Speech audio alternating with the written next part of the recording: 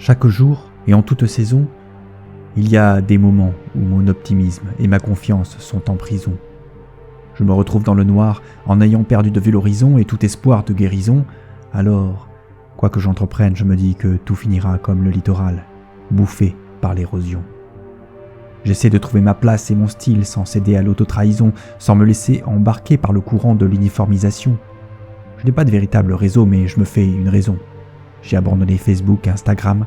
Je me sentais trop seul, éloigné, pas vraiment au diapason. Désormais, je ne me fais plus d'illusions. Ok, c'est bon, j'arrête les rimes en zon. Aucun mentor, aucun sponsor ne me prendra sous son aile pour me propulser sur le devant de la scène. Pour moi, pas de rencontre magique ni de conte de fées. Mais qu'importe, je ne m'apitoie pas. Soyez tranquille, je ne fais qu'expliquer, je n'ai pas la haine. J'espère juste que mes livres ne finiront pas au pilon ni ne grilleront dans un gigantesque autodafé.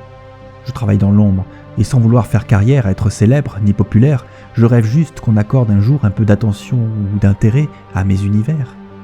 Néanmoins, la situation est de mon fait, je le reconnais.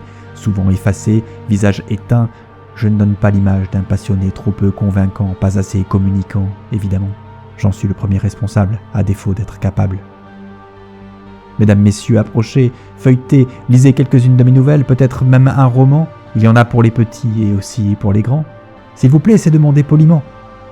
Dans ces pages, pas de messages transcendants ni de grande littérature, juste de l'imaginaire pur, de l'émotion et du divertissement.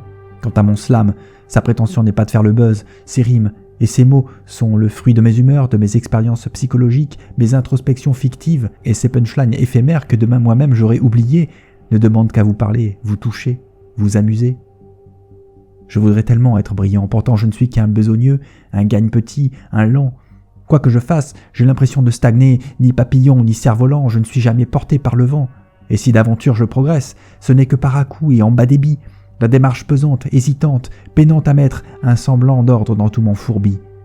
Quand j'en vois qui avancent en 5G pour accomplir leurs projets en time-lapse, tandis que mes idées peinent à émerger en slow motion, je dois confesser que leur aisance et leur sourire me rendent jaloux et m'exaspèrent parfois. Mais je vous jure, je préférerais être reconnaissant plutôt qu'envieux, si ça pouvait m'éviter des ulcères et m'aider à vivre un peu plus vieux. C'est vrai, je ne me sens pas taillé pour cette société où tout doit aller vite, fructifier, où il faut percuter, répartir habilement, agir avec efficacité tout en affichant une mine qui n'inspire pas pitié. Je vous promets, je fais au mieux pour obtenir mon label antifragile, mais la tâche est d'ampleur car mes fondations sont d'argile. Quand on est à la traîne, on court jusqu'à en perdre haleine, c'est garanti. Il y a des écarts trop prononcés qu'on ne peut tout simplement pas compenser, des leçons trop compliquées qu'on ne parvient pas à comprendre ni intégrer, des codes et des règles qu'on n'arrive pas à appliquer. J'ai toujours eu l'impression de remplir un panier percé, de faire un pas en avant, 3 en arrière, et j'ai beau me prendre des pions, en avoir des cocards, finalement, je relève ma garde toujours trop tard. Franchement, je vous le dis, mes facultés cognitives laissent à désirer, et ma mémoire est poussive, alors souvent je me rêve en Néo, découvrant avec fierté qu'il connaît le kung-fu grâce à l'apprentissage instantané. Dans ces mauvais moments, il m'arrive d'avoir envie de poser madame, mais quoi qu'il se passe, j'imagine, je rêve, j'écris, je crée, je continue à faire ce que j'aime. Je couche mes idées sur le papier, je les casse dans des carnets ou des recoins de mon cervelet. Je manipule les mots, je m'efforce d'avoir le phrasé pour ne pas m'effacer, pour éviter d'être déphasé.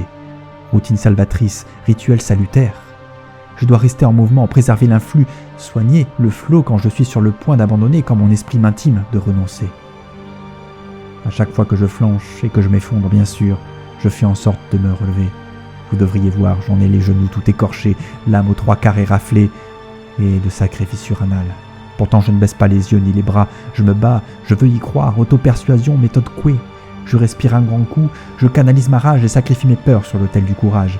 J'enterre mes doutes au cimetière de l'oubli, je relève le menton, je remercie la vie et accueille la foi, le cœur léger, la tête remplie de rêves lumineux. Je trace ma route, le regard tourné vers l'avenir, guettant la majesté du prochain soleil levant, ou bien la douloureuse fatalité d'une nouvelle chute.